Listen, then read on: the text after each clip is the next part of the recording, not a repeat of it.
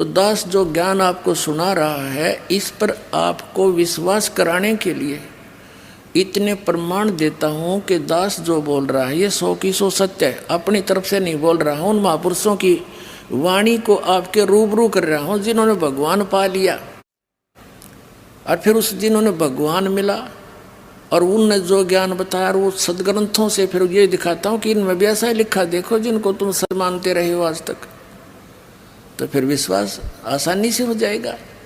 ये विश्वास होना ही कठिन हो रहा है कि कबीर इज गॉड, और जिस दिन आपको ये हो गया कबीर इज गॉड, बस बातें खत्म हो जाएगी। फिर तो वाणी पढ़ा करेंगे, आंखों में आंसू आया करेंगे, घर घर बैठ कर भगवान की चर्चा चला करेंगी, बकवाद करते हैं सारा दिन 2 रोटी के लिए। और ये परमात्मा प्रसन्न हो गया, घर भर देगा ठड्डे आपके, खाया भी ना जा सारी उम्र आप पर, इतना दे देगा आपको।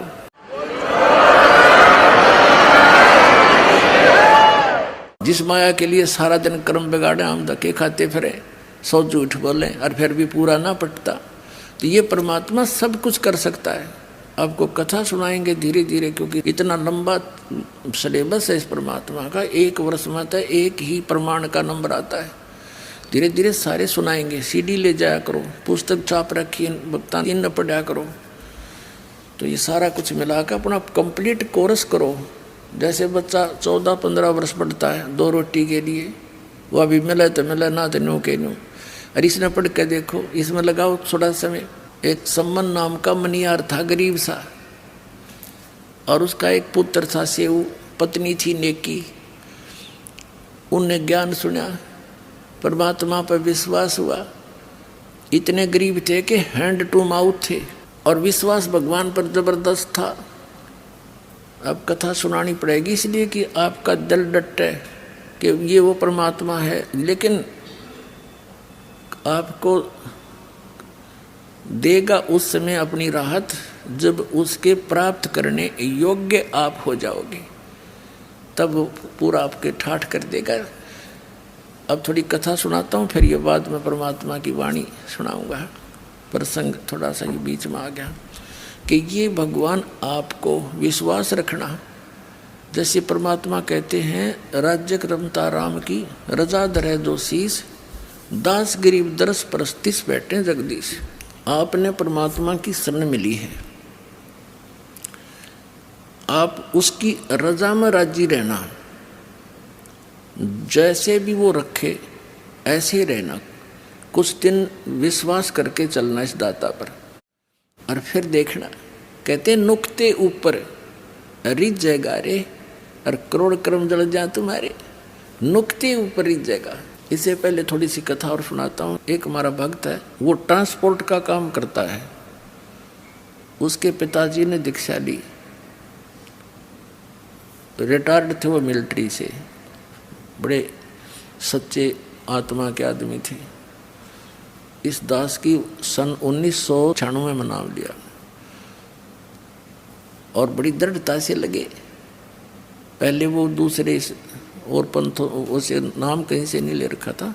जैसे हमारे इस क्षेत्र में विशेषकर रोहतक जिले में महर्षि दानंद की ज़्यादा छाप थी, उससे भी प्रभावित थे, पर इस ज्ञान से वो काफ़ी एकदम बदल गए। फिर उन्होंने अपने बच्चों से, उसका लड़का जो पूना रहता था, उससे कहा बेटा मैं नाम ले लिया, तुम भी ले लो। वो मानना नहीं। अब पिताजी तो बहका लिया है, इसके पास थोड़ी बहुत या पैसे दिखे हैं, कोई लुटेरा इन लूट लेगा। बच्चा उसकी मानना, निर्बाप बच्चे की कुकरबाना आँखें देख रहा, सारी बात सुन रहा। कहने का भाव ये है कि वो बच्चे नहीं माने। कुदरती उसने 2 पाठ रखवा रखे थे अपने दोनों पोतों के उपलक्ष्य में। उसकी उस दौरान मृत्यु होगी, क्षणों मृत्यु होगी। तो मृत्यु के समय उनके संकल्प किए हुए पाठों को कराना मजबूरी बन गई बच्चों की। तो उस समय उसने वो ज्ञान सुनना पड़ गया, मजबूरी होगी उसकी। अब कहते हैं सोचल सीधर मैं करूँ अपने जन के काज। तो उस लड़के ने परमात्मा का ज्ञान सुना। पहले तो बिल्कुल विपरीत विचार रखता था, तुरंत बदल गया, पूरे परिवार को दीक्षा दिलवा दी।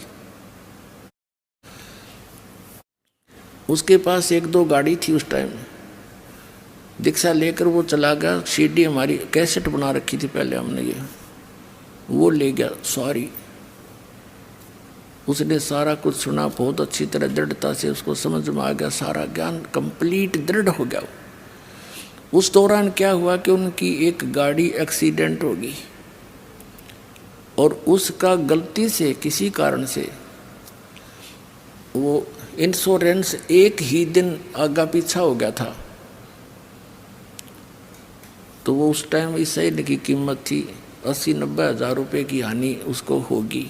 उसकी माँ को उसने संदेशा दिया कैसे ऐसी होगी। उसकी माँ कहने लगी भाई यूँ नाम छोड़ दो, देख नाम लिया तेरा बाबू मर गया, और तो हमने नाम लिया तेरी गाड़ी 80,000 का नुकसान हो गया। लेकिन वो लड़का समझ गया था कसूती तरह, तो अपनी माँ को तो जैसे तैसे उन्हें संतुष्ट किया।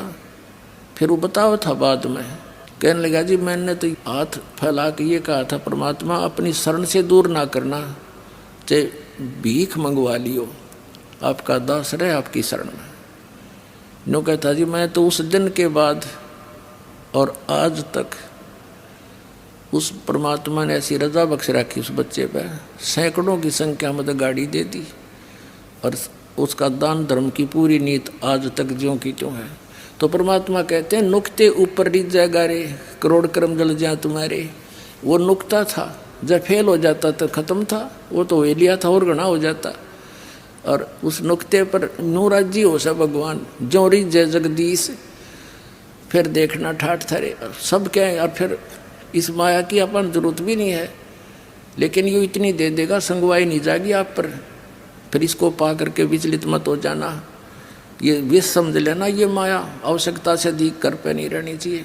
और जब मालिक साथ रहा, परमात्मा कहते हैं कल पे कारण कौन है कर सेवा नहीं काम, मन इच्छा फल दूंगा जब पड़े मेरे ते काम। तो इस तरह की दृढ़ता और सच्चे भाव से मालिक में समर्पण आपका आ जाएगा ना, उस दिन फिर देख लेना भगवान क्या नहीं कर सकता। एक प्रमाण नहीं, लाखों प्रमाण याद हैं इस परमात्मा के। और अब सन 1993 से लेकर आज तक इस दास ने जिनको भी उपदेश दिया है, परमात्मा की शरण दिलाई है, उनकी पहले क्या स्थिति थी और आज उनके क्या सुख है, उनके मुख से सुनने से विश्वास गणा होगा आपको। एक परिवार की कथा सुनने लग जाना, कान बहरे हो जाएंगे, जो पहली बार सुनेगा उनके इतने सुख दे रखे परमात्मा ने।